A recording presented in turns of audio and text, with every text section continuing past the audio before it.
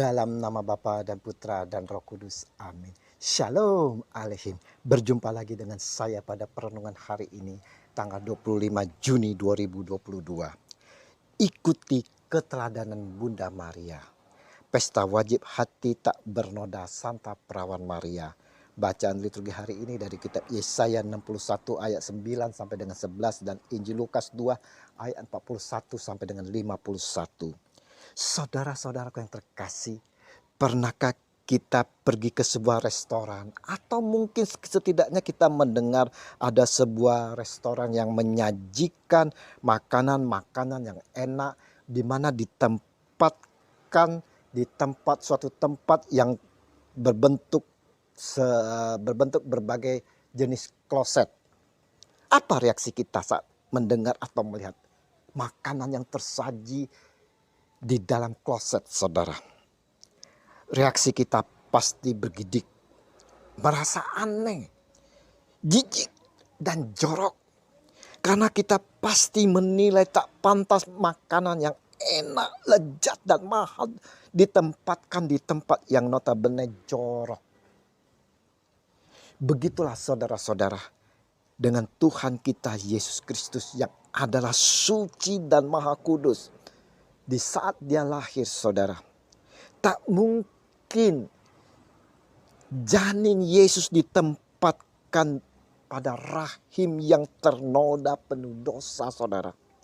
Tentunya Allah Bapa memilih tempat kelahiran putranya yang kudus, yang terpilih ini juga di tempat yang suci tanpa noda.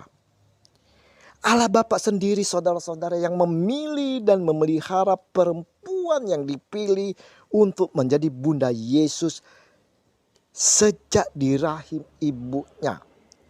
Janin perempuan yang kelak menjadi Bunda Yesus ini, saudara, telah dipelihara dan dijaga oleh Allah Bapa sehingga tetap suci dan perawan. Allah sendiri memberikan karunia rahmat kepada Maria. Ketika malaikat itu masuk ke rumah Maria, ia berkata, "Salam, hai engkau yang dikaruniai, Tuhan menyertai engkau." Lukas 1 ayat 28. Saudaraku, untuk itulah gereja Katolik hari ini, saudara-saudara, memperingati pesta wajib hati tak bernoda Santa Perawan Maria. Maria Bunda Yesus yang selalu merendahkan hati di hadapan Allah, sehingga dia mengakui, "Sesungguhnya aku ini adalah hamba Tuhan. Jadilah padaku menurut perkataanmu itu." Lukas 1 ayat 38. Saudaraku, dalam perjalanan hidupnya pun Maria selalu setia, taat, dan takut kepada Allah. Dia selalu mengikuti perjalanan hidup putranya Tuhan kita Yesus Kristus. Bahkan ketika Yesus telah berumur 12 tahun, pergilah mereka ke Yerusalem seperti yang lazim pada hari raya itu. Lukas 2 ayat 42. Namun saudaraku, sepulangnya dari sana, saudara, Maria dan keluarga kehilangan Yesus di perjalanan karena Yesus tetap tinggal di Yerusalem. Dan ketika orang tuanya melihat dia, tercenganglah mereka. Lalu kata ibunya kepadanya, "Nak, mengapakah engkau berbuat demikian terhadap kami? Bapamu dan aku dengan cemas mencari engkau." Lukas 2 ayat 48. Ada pertanyaan Yesus sebagai anak yang menyakiti hati ibu. Siapa ibuku dan siapa saudara-saudaraku? Markus 3 ayat 33. Atas pertanyaan putranya ini, saudara, Maria dengan penuh kerendahan hati tetap menyimpan di dalam hatinya, saudara. Karena dia tahu apa yang disampaikan anaknya sebagai Tuhan. Hatinya tak menimbulkan amarah, sakit hati, ataupun jengkel atas jawaban anaknya ini. Di mana seperti anak ibu-ibu manusia yang lain. Untuk itulah saudara, Gereja Katolik menghormati Maria sebagai sosok wanita suci yang rela dan tulus hati memberikan dirinya untuk menggenapi rencana Allah menyelamatkan manusia melalui Yesus. Melalui rahimnya dikuduskanlah Allah, saudara. Nah, mengapa Maria disebut Santa Maria dikandung tanpa dosa, tanpa noda? Maria sama seperti kita adalah manusia, namun Maria mendapat rahmat Tuhan, disucikan dari dosa karena Maria ditetapkan sebagai perawan suci yang mengandung dan melahirkan anak Allah, putra Allah, yaitu Yesus Kristus Tuhan kita.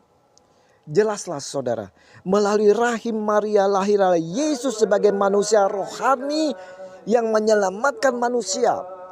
Sebaliknya saudara-saudara, melalui rahim Hawa saudara, lahirlah manusia duniawi yang lemah dan berdosa. Perenungan hari ini saudara-saudara mau mengingatkan kepada kita semua bahwa Maria telah terpilih sejak awal. Dan ini pula kehendak Allah. Karena kehendak Allah, maka Allah sendiri mempersiapkannya dari sejak awal dan selalu dalam pemeliharaan Allah agar Maria tidak jatuh dalam dosa dan ternodai. Mari saudara-saudaraku yang terkasih, melalui perayaan ini kita mau menerima Maria sebagai bunda kita, saudara. Kita mau meneladani Maria yang penuh kerendahan hati, selalu setia dan taat serta takut akan Allah. Kita juga mau seperti Maria yang juga selalu mengikuti perjalanan salib Yesus hingga ke Golgota, saudara. Kita juga mau seperti Maria ambil bagian dalam penyelamatan dengan menjadi saksi-saksi Kristus.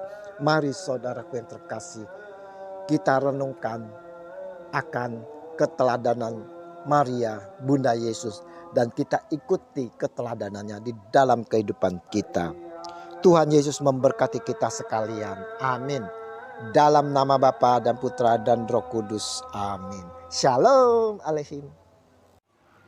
Selamat berakhir pekan. Selamat bersukacita di dalam Tuhan bersama keluarga. Ayo tetap prokes. Kita sehat, keluarga sehat, semua sehat. Semangat.